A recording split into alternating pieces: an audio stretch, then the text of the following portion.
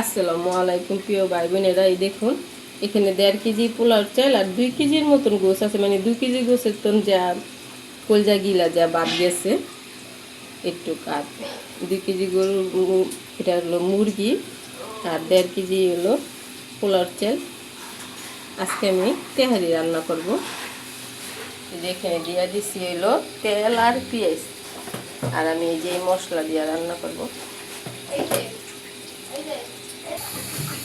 এই যে পেঁয়াজ ভাজা হয়ে গেছে, এখন আমি আদা রসুন দিয়ে দেবো। একটু ফ্রিজে আসলে তো ডিপে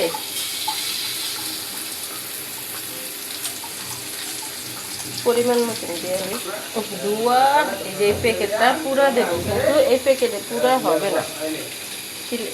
আর এর ভিতরে সব মশলা থাকে দেখে আমি স্টার মশলা দেবো না। যে আমার ঘরে অর্ধেক ছিল, আর একদিনের নলপুর আনছিলাম, অর্ধেক রাখছি, এটা দিয়ে দেবো। এই যে মশলাটা কষানো হয়ে গেছে, এখন আমি মুরগিগুলো দিয়ে দেবো।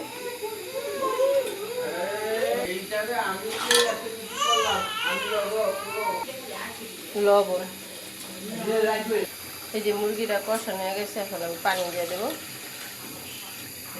এই যে এই মগের 3 মগ পানি দিলাম।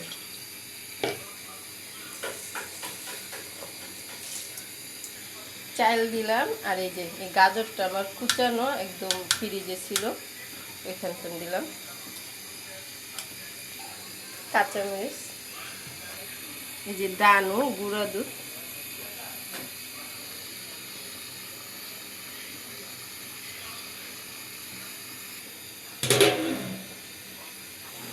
এই যে একদম লবণ লবণ আমি সব চেক করে দেখছি, একদম পারফেক্ট হয়েছে, কোনো কমতি নেই।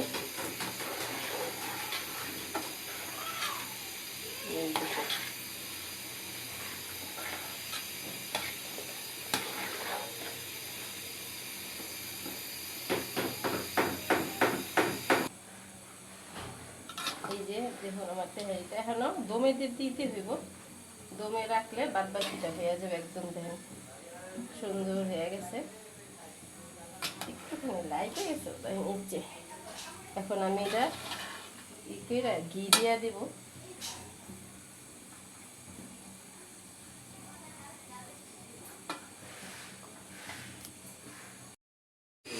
এই যে তেহারিটা দেখুন হয়ে গেছে আমার।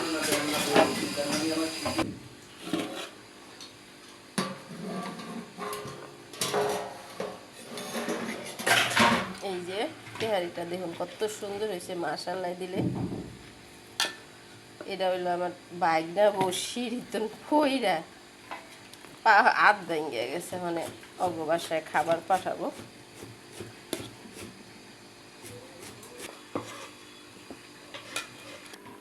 এই যে বিরিয়ানিটা, এই যে দেখুন।